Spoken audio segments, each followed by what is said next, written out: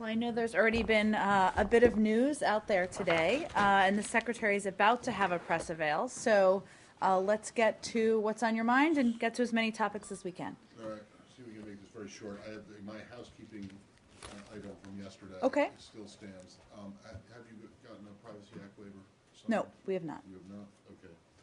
So everything is, you're sticking with this, with what you said 2 days ago. I have no new information on that case to provide. All right. Ukraine.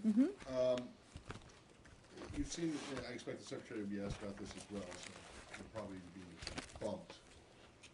But I'm completely comfortable with that and All fully right. expect it. Can you, are you in a position to be able to say that the United States, that the Obama administration will not recognize the result of any Crimean referendum on independence or joining Russia? To be clear, the premise that Crimea could hold a local referendum or vote in their local parliament to secede from Ukraine and join Russia is completely illegitimate under Ukraine's constitution. Under the Ukrainian constitution, the region of Crimea may hold local referendums, but those local referendums must be consistent with Ukraine's constitution.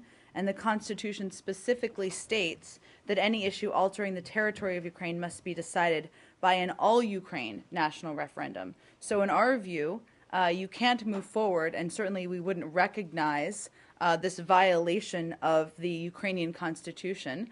And we believe that the legitimate Ukraine government needs to have a seat at the table and naturally be a core part of any discussion. Okay, so just to put a very fine point on it, should the voters in Crimea vote to join Russia, you would not recognize that vote as legitimate? Correct. It's completely illegitimate under Ukraine's constitution. But even if, like Matt said, if you have all or a majority of the population voting for that? Well, the Constitution, as I just mentioned, specifically states that any issue altering the territory must be decided by an all-Ukraine national referendum. That's not what this is. Also, obviously, the legitimate new government needs to have be a part of the discussion, have a seat at the table, and that's not been the case in this case.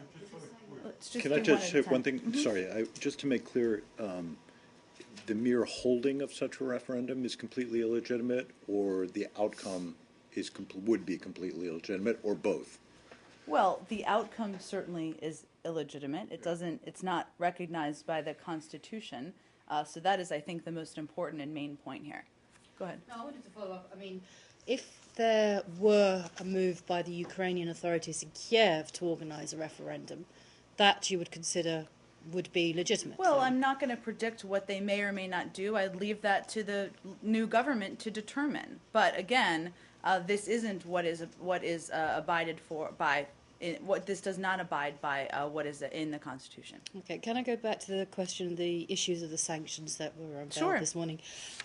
Why were they released today? Was this in any way linked to the news about the referendum vote or not? No, it is not linked in any way to the referendum vote.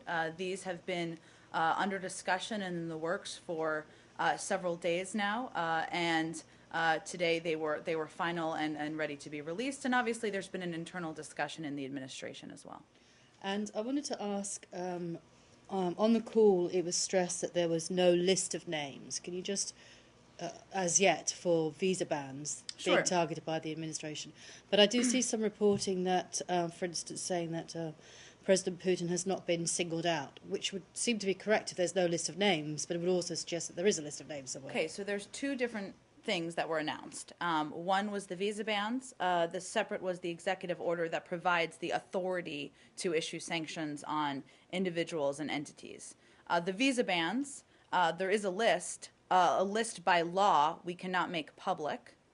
That includes Ukrainians and Russians. We're not going to outline that further in terms of who is or isn't on that, though the individuals who are on that certainly are or will be notified that they are on that list. Separately, the executive order authorizes sanctions on individuals and entities responsible for activities undermining democratic processes or institutions in Ukraine. That is a process now. The next step is, of course, to have an interagency discussion about that in terms of implementation and what individuals and entities will be targeted. So that is a separate piece, and that has not been implemented yet. Implementation is the next step. Okay, so if you have a list of names for the visa bans, I understand that you, by law, can't tell us, but you could tell us if somebody wasn't on it, presumably. I mean, Well, I don't think we're going to do a who's on or isn't, or who is on it or isn't on it, because I have the Moscow phone book right here. we I would like to could. go through. I don't know that we'd be done before the press avail, so that would be challenging. I will say, Joe, that obviously taking a step like that against a head of state would be a significant step, and is not what we are leading with here in this process. Could you just clarify something that you answered, Joe, on the issue of the referendum? If it was organized by Ukraine and Crimea chose to, let's say, join Russia, then would that be okay with you? Saeed, I'm not going to speculate. My point is that the new government, the legitimate government, needs to not only have a seat at the table, they need to be a primary component of this. They were not. I will let them determine what steps they may or may take in the future. Okay, and as a result of this action, this referendum, what is your recourse? Would you go to the United Nations? Would you go to The Hague? Where would you go? I mean, how would you go about it? I don't have any prediction of that, Saeed. Obviously, we're taking a look at the events that happen as a whole, and our focus is, of course, encouraging the Russians to get to the table with the Ukrainians and engage in a discussion. Do we have more on Ukraine? Okay. Okay, Joe, you go ahead, and then we'll go to you next. I just wanted to ask about something that came out of one of the hearings this morning in the House, I believe. There was some discussion about whether the United States, as part of its measures to help Ukraine, could try and snap its dependence on Russian oil, particularly since I believe Moscow has now made a threat to increase the prices again, and whether the United States would be prepared to do lifting restrictions on sales of gas to lifting restrictions on American gas to the Ukrainians. Sure. I haven't seen that specifically, but I will say we understand that European gas inventories are well above normal levels due to a milder than usual winter, and could replace a loss of Russian exports for several months if necessary. Naturally, we take the energy security of our friends very seriously, and we'll continue to monitor it closely. I can check with our team and see if there's anything along those lines under consideration. I'm not sure who made those comments this morning. It was Chairman Royce. Got it. Okay. Thank you. The thing you read. Sure. Happy to. Our understanding is that European gas inventories are well above normal levels due to a milder than usual winter, and they could replace a loss. But obviously, we're in close contact with them as well as Ukraine about how to fill the gap as needed. I was just wondering, obviously the U.S. would have liked to announce the sanctioning of Russian officials in conjunction with an effort by European allies. Is the State Department disappointed at all that the European allies weren't there to support that effort today? I wouldn't characterize it that way. We are in close step. We're working in lockstep with our European allies. Secretary Kerry has had a range of meetings this morning. He had a range of meetings yesterday, and President Obama has been in close touch with a range of European allies. We've kept them briefed on what steps we're going to take, and they have not held back in publicly stating that Russia needs to be held accountable. So our goals here are shared. We think that that officials involved in this effort need to be held accountable. We need to take steps as an international community to put proper deterrence in place, and we need to leave an off-ramp. And we're working on all of that together. Obviously, the EU has a meeting today, and we'll see what transpires over the next 24 hours. Is the U.S. currently pressing them to also adopt these sanction measures? They're going to make decisions about what they're going to do on their own, but we are certainly in close discussions with our European allies about the best ways to exert necessary pressure and to deter further action by the Russians. Jim, just a follow-up. Do you have any comment on report that the USS Traxton is on its way to the Black Sea to join in exercises with the Bulgarians and Romanians? Is that like upping the ante? Well, the USS Truxtun is scheduled to cross the Bosphorus tomorrow, March 7th. It is planning to make a previously scheduled port call in Romania. And in accordance with the Montreux Convention, the U.S. Navy's Sixth Fleet provided notification of this passage to Turkey on February 5th, which of course was well before the Russian actions in Crimea. Another one on Ukraine. Uh-huh. Just for Matt, do you not know of that one? I do not. Oh, all right. Is that Well, like the tomorrow Budapest we'll test you Memorandum? and see if you've learned about it. Go ahead. I'll provide something to you all in writing after the briefing, Rashad. Go ahead. Just for clarification purpose, when was the last time the U.S. imposed sanctions on Russia? Like, can you give us like a brief On history? individuals, Individuals. well, as you know, we've taken a range of steps. I mean, there was the Magnitsky list we released at some point last year. I'd have to check if there's something more recent than that. Okay, thank you. Okay, just go back to your point about you can't by law reveal names. The Magnitsky list, the administration, I believe, did unveil some names later on. This is a good question. There are different rules for different steps. And so with the visa bans, we would not, by law, release that list. Once sanctions are decided on, that list would be public. And obviously, there's a whole process in terms of notifying institutions. So obviously, the next step is the implementation of that, and that's why that list is not yet public. But there will never be a list made available of an actual, just a visa ban itself. No. And that's a privacy concern, is it? That's a... It's by the nature of the law that it's under. Do you know, just on that, if, assuming that at some point there actually is a list, do the people on that list, will they be notified? Yes. They will be notified, or it's just when they show up to apply for a visa, if they do, they're told, sorry, you're on the list. Okay, two different things. The people who are on the visa ban list, yes, will be notified. Yes. The other list, the sanctions list, yes, but it will also be made public. The visa ban list would I not be made understand that. public. Right, but these people, the United States government or the State Department or the embassy or whoever will get in touch with these people and say, don't bother to apply. The people you're on the visa list. ban list, yes, Correct. yes. So, just sorry to clarify. I know, it's It confusing. was Go early, ahead. confusing morning. So there was also a point which said that at the moment you're going through the process of deciding which individuals and institutions to target. This is for the sanctions ban Correct. and not the visa. Correct. The determination has already been made on the visa Well, ban. but the visa list, there's some flexibility. It can always be expanded. Right. So that is an ongoing process. But in terms of the implementation of the executive order on sanctions, yes, that the next stage is the implementation and determination about individuals and entities. Okay, thank you. Great. Do we have any other topics? Yes. Saeed, of course, go ahead. Yes, Qatar and the Gulf Cooperation Council. Today, Egypt withdrew its ambassador from Qatar. So now we're seeing grouping, if you wish. You have Qatar and Oman and maybe Kuwait on the one side, and then the rest of your allies on another side. Do you expect this to be escalated? And is it in anybody's interest? And is it in your interest to isolate Qatar? Well, again, I think as obviously our ambassador remains in Qatar, Right. so that gives you an indication of where we stand. And we continue to encourage officials from all of these countries to engage with each other and hopefully resolve these issues as quickly as they can. So, but this coming on the eve of the president's visit to Riyadh, a couple of weeks before and so on, does that concern you in a way that this issue must be resolved and relations restored before then? We're continuing to encourage them to resolve these issues. In what way? I mean, what are you doing with Through that? dialogue, through engagement, which we have a robust dialogue with all of these countries on the ground. All right, thanks everyone.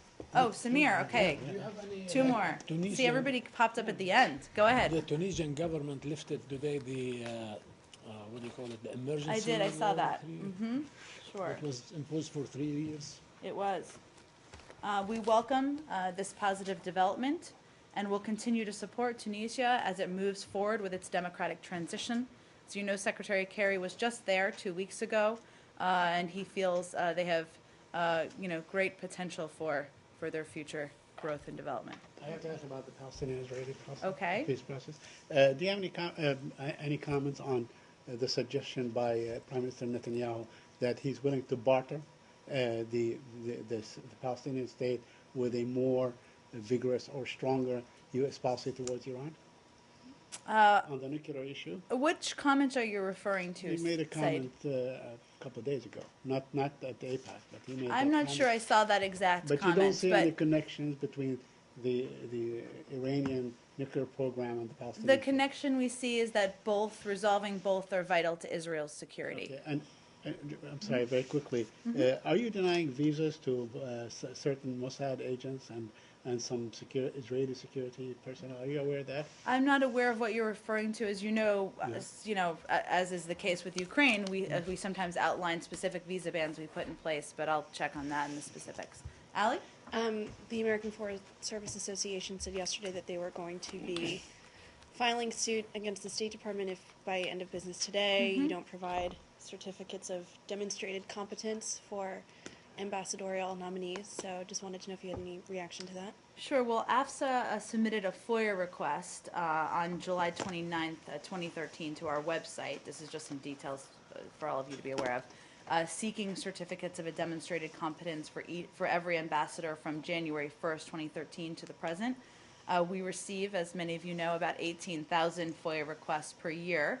We generally process requests on a first-in, first-out basis. So we're currently actively processing the request in accordance with the statute and the department's regulations, which applies to the specific release they put out yesterday. In terms of broadly speaking, obviously in nominating ambassadors, the administration looks for qualified candidates who represent Americans from all walks of life and who show true zeal for serving their country. And we've received interest and recruited talented people from all across the country in all kinds of professional backgrounds, whether they are foreign service. They proceed through a different process there, of course, but political appointees who may be from the business sector, who may be from a public service sector. We feel that this kind of diversity helps represent who we are and the United States around the world. So, long story short, we are reviewing their requests. We process requests as they come in. Certainly, we welcome the comments of anyone and views of anyone on these sorts of issues, but I think it's important to remind everyone of what we look at when it comes to ambassadorial nominees. They submitted this request in July. How many months ago? No, July 29th, she said. You said January. For every ambassador from January 20. Oh, sorry. So how long should they expect to wait until you finish processing your request? And why should they even have to submit a FOIA request for this? Why wouldn't you just, if they ask for it, why wouldn't you just turn them over? They were asking for specific documents Right. that are. But this is not an organization that has questionable interest in this. It's an organization that, in fact, represents. I mean, it is basically the Union for Foreign Service Officers, so it's not, really an outside party. Well, oftentimes, Matt, there's a processing aspect that needs to take place with these requests. Right. I'm sure everyone's thrilled. Everyone who's ever filed a FOIA request through the State Department or any other government agency is thrilled. But I think that there are many people who do. That's part of the challenge. Right. Okay. So you just threw this in the big pile in the inbox with every single other request, even though they clearly have demonstrated interest in this subject. I don't understand. I didn't say we threw it in a pile, Matt. Yeah, you did. You said you get 18,000 requests a year. We do. So, we process them, so but obviously we're working to review their request and see how we can meet it as quickly They as possible. specifically asked for it to be by close of business tonight. Otherwise, they're going to take this to legal action. Are you that. saying that you will not be able to get it to them by end of play tonight? I'm not going to make a prediction of that. We'll see what happens. Can I have one thing? Sure. You are now processing this specific request, correct? So you're actually looking at it and trying to satisfy it? Okay. If you get 18,000 FOIA requests a year, what is the typical time lag for processing a request? Is it, as in this case, I guess 8 months, or is that typical, or is it less? Is it more? I don't have any specific time breakdown for you. I'm happy to see if there's anything like that we can provide. And they're about to start the press avail. Okay, was this one jumped to the front of the queue for any reason, or no, it was processed? Well, there are cases where, and they asked for expedited processing, and some cases that question is asked. This didn't satisfy the specific laid out standards for that, but we're still working to see if we can process But it was as not, quickly as possible. was it jumped ahead? Well, or we're no? still working to see if we can process it as quickly as possible. No, that's not my question, though. My question is whether it got I understand that they may have requested expedited processing and been not denied it because they don't meet the standards, which happens to a lot of And people. at the same time, we're But- still working to expedite, to process this as quickly as possible. Right. No, but I'm sure you're doing that with the other 17,199, right? I mean, the question is whether you are Specifically doing with this this faster. one, we are working to process it as quickly as possible. But quicker than everything others stuff? It doesn't work in that exact way, but we're working to process it as quickly as possible. And Ally? Jenny said that AFSA said that they also filed a second FOIA request on February 28th. Mm-hmm. So did they express to you their, because I know there was discussion between councils. So Sure. was that part of the aspect that they didn't feel that the July request had been processed or addressed with enough expeditiously enough so that You they had know, to Ellie, you'd resubmit? have to ask them that question. I'm not sure if they're basically about the same thing or not. So I'm happy to check, and you may want to check with them and see what the reason was for the second one. These documents are, what they're seeking, or these certificates, are not classified, are they? No, but they're still internal files, and so obviously Fair we go through enough, but they're for a very small number of people, 50. Or how, do you have any idea how many pages one of these things is? Well, it's every ambassadorial nominee for the last 14 Right, months. and so how many, well, actually, it wouldn't have been. 15 Originally, no, because they filed in July asking for everyone that went back to January, so. But when you meet it, you're abiding by what the FOIA Fair enough. requested. How many pages is one of these things? I don't have a specific number of pages. It seems for to me you. that this is a very limited request from an organization that's got a very, very important interest in this subject, and that frankly they should, if they ask, should be allowed to see without having to go through the FOIA processing. Was there any? Do you know? Are you aware if they asked outside of FOIA to get these? They're closely documents? engaged with our chief of staff and deputy secretary of state, and have a range of meetings. So I know that all of these issues have been discussed. In terms of this specific request, I can check if there's anything we can share on So, that. in other words, you said no. They asked. You said no. You have to submit a FOIA. Is that? I'm not saying that's how it all went down. I'm saying they have many channels for having discussions with people in the administration, and if there's more to share on whether they made the specific request outside of the FOIA request process, I'm happy to check into Do you have that. any idea if there is a chance, even a remote chance, that the processing will be finished by 5 o'clock this afternoon? I'm not going to predict when it will be finished. Obviously, well, I we're know, working to but- process it but- as quickly as possible. I understand that, but is there a possibility that it could be done by 5 o'clock? There's always a possibility. Yeah, there is, okay. How many nominees are we talking about? Have you got a figure? I don't have a figure. Last one, go ahead. Regarding implications of a Pakistan-India cricket match, it might sound oxymoronic, but a group of Kashmiri students from the disputed Kashmir region who were studying at an Indian university, they have been expelled for cheering for the Pakistani cricket team, which ultimately, won the contest.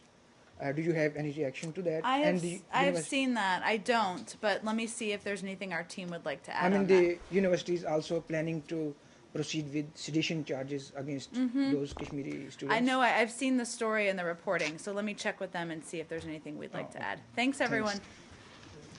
You don't have any reaction to